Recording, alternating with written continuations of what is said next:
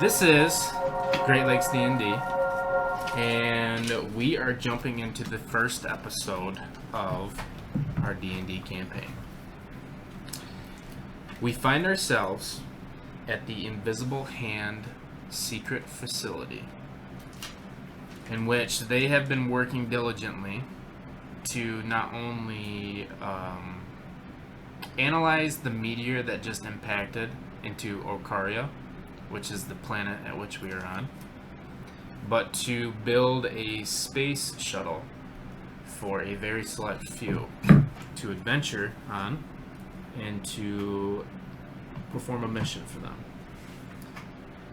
Like I said, we are in their facility, and this is basically like a giant science/manufacturing facility. There are people hard at work, people in lab coats walking around, people in rooms shaking test tubes, and a bunch of other various things going on. Where we find our characters now, they are sitting in basically a conference room. And there is more than enough chairs in here for just the four of them. But there are four heroes/adventurers sitting in the front row, all next to each other, exchanging looks to each other. And at the front of the room is a man in a black suit. He has salt and pepper hair with a mustache. And he is looking at all four of them with his hands behind his back. And he says, "Thank you all for showing up here today.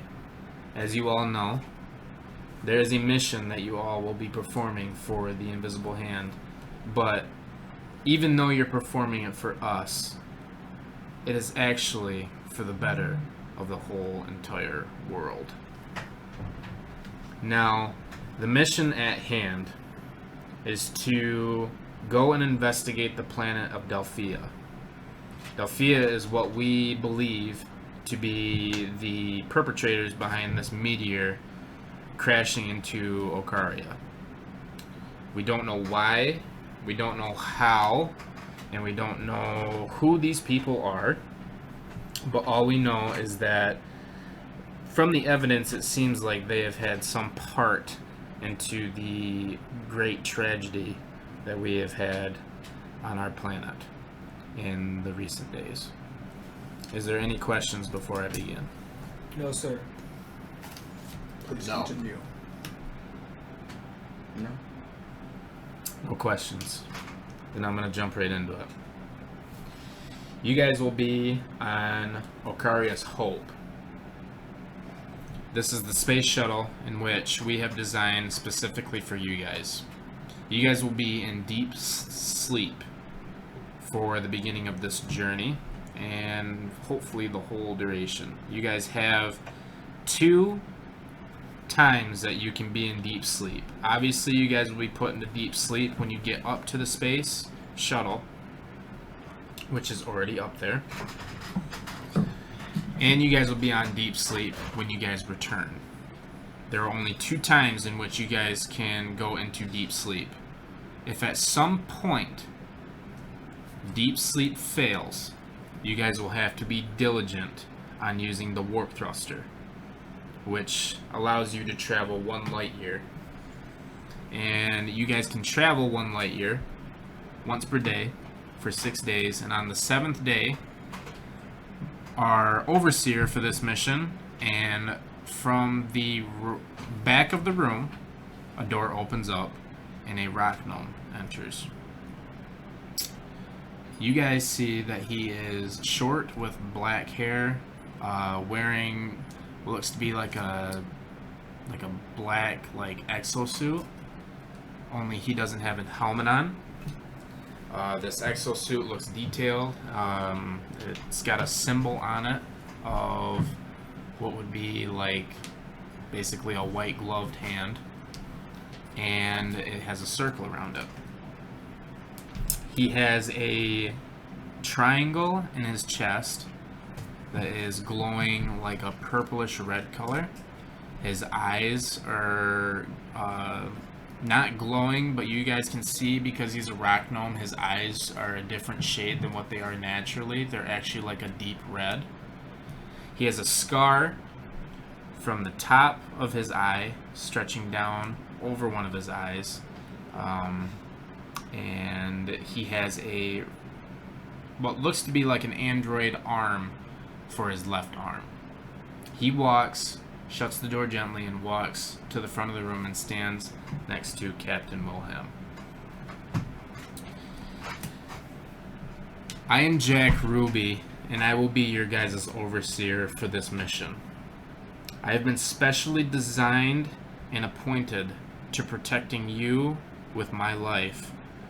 And if I am to fail, from what I understand of the details of the mission, it will cost us our planet. Do you guys understand? Yes, sir. Yeah. Yeah. I will do everything in my power to make sure that Okaria's Hope reaches its destination. The mission is seen to be performed at its full and best ability, and I will make sure that Okaria's Hope reaches home. Do you guys understand? Yes, sir. Yep. Yes, sir. Yes. Captain Willham puts a hand on Jack Ruby's shoulder and says thank you. And Jack Ruby walks and makes his way to the back of the room and sits in one of the chairs behind you guys.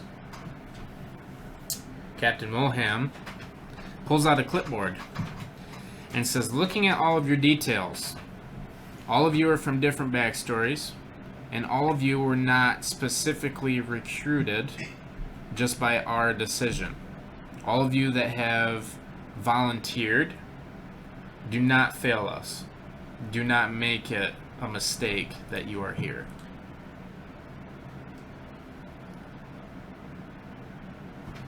I will not. Okay. I'm not the only one. This is good.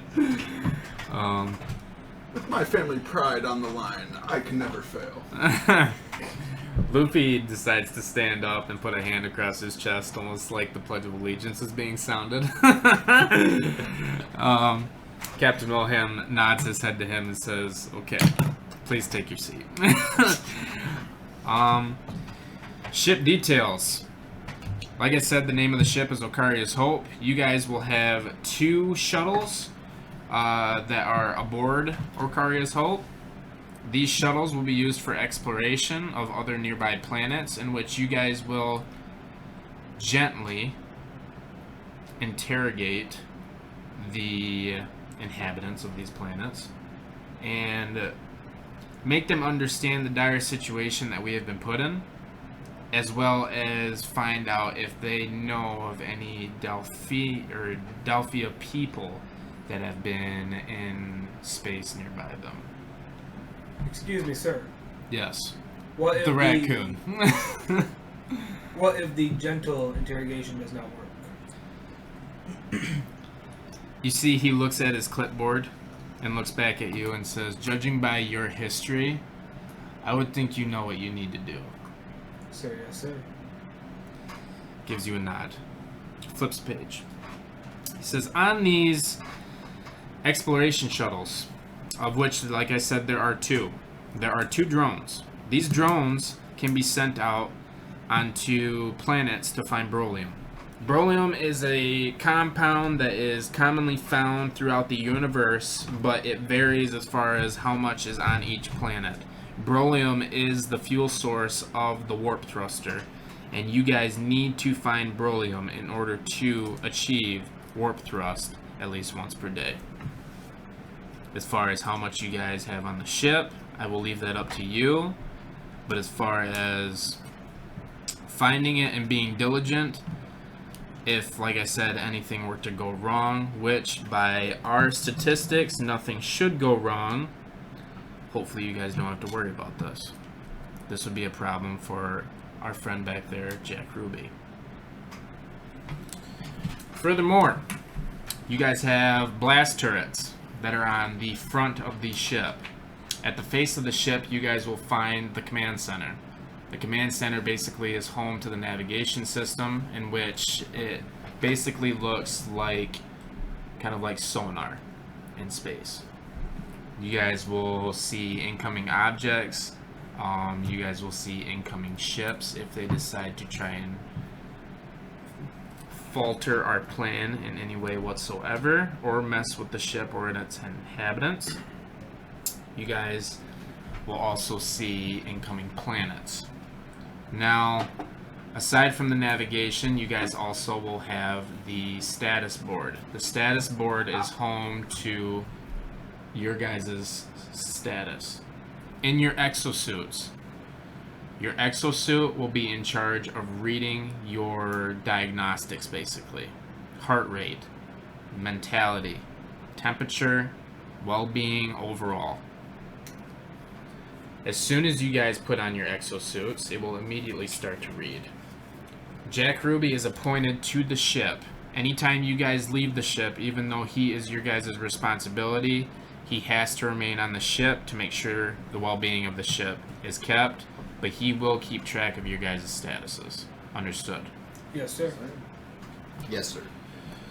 You guys, aside from the status board, can also find the controls here, and you guys can also find the attack board, for lesser of a better terminology. At the very front of the ship, there is a giant basically desk, and on this desk there are 2 spots for people to man the blast turrets on the face of the ship, and at the belly of the ship in the middle there's a ladder going down, and there is a spherical blast turret that is mounted on the bottom. Also on the top there are 2 automated blast turrets. These are controlled by themselves, and these are engaged remotely. They cannot go on the attack by themselves. So if you guys run into a situation where you guys are being heavily bombarded, you guys can arm these turrets remotely and then arm the other turrets to protect the ship. And they're at the top? They are on the top. But the one that's on the bottom, the spherical one, and the 2 that are on the front, those have to be physically manned.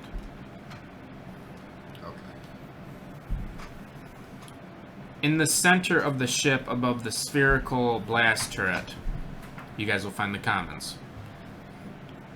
There are a variety of rooms here, of which you guys will be staying in 4 of them. Jack Ruby, being half android, does not require rest, so he will just be meandering around the ship as he should be. In the commons, outside of the rooms that you guys will be inhabiting, there is a place for you guys to eat, and there is a place for everything else you guys decide to do in your free time. At the rear of the ship, you have the zero pressure chamber, and this is where you guys will see, when the time comes, Jack Ruby going in and out of the ship. At the rear is basically a hatch where you guys enter the room, the door closes, you guys pull a lever, and the rear side of the ship opens and exposes you to the dark abyss that is space. I will have you know, if all of you adventurers decide to go into space without your exosuits, you will die. I will have you know as well, not every single planet out there is inhabitable to you.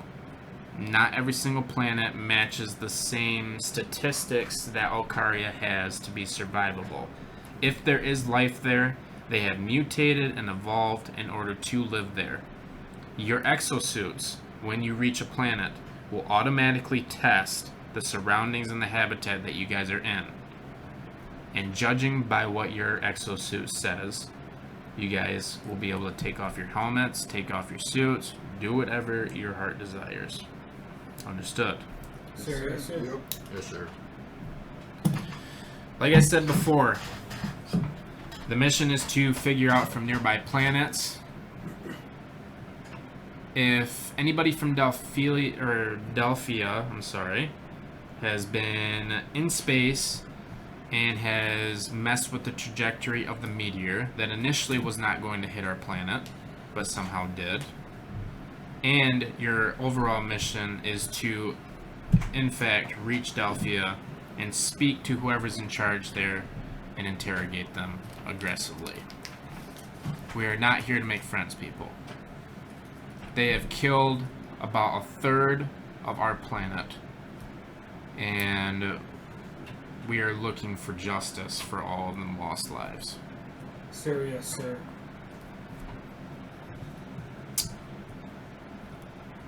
Is there any other questions you guys need to ask? Will you be supplying our personal weapons? Personal weapons are mounted already on the space shuttle. I did not disclose this. You guys will be taking a transport shuttle up to Okaria's Hope. Okaria's Hope is set into orbit around Okaria right now.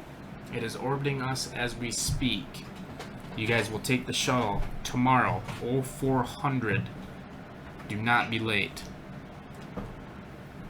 Sir, yes, sir. If you are late, you will be replaced by one of our staff members who are more than willing to die. As I said before, weapons are automatically stationed up there in each of the 4 rooms, judging by your guys' details and characteristics. We have specifically selected weapons to go to each of you in order to take advantage of your guys' strong suits. Understood? Sir, Yeah. yes, sir. Yes. I will let this go off the record if you guys decide to exchange weapons and use them.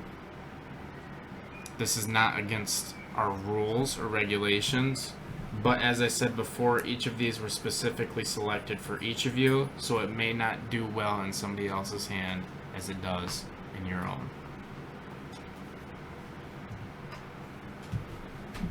Okay. Any other questions? No, sir. When do we start? As I said before, 0400. 0400 tomorrow. I'm sure all of you have already been through the basic training, and that's why you've reached this conference that we're holding right now. Tonight you guys will be fed a very well nutritious and prepared meal in order to prepare you guys. And at 0400, there will be somebody knocking at your door and alerting you.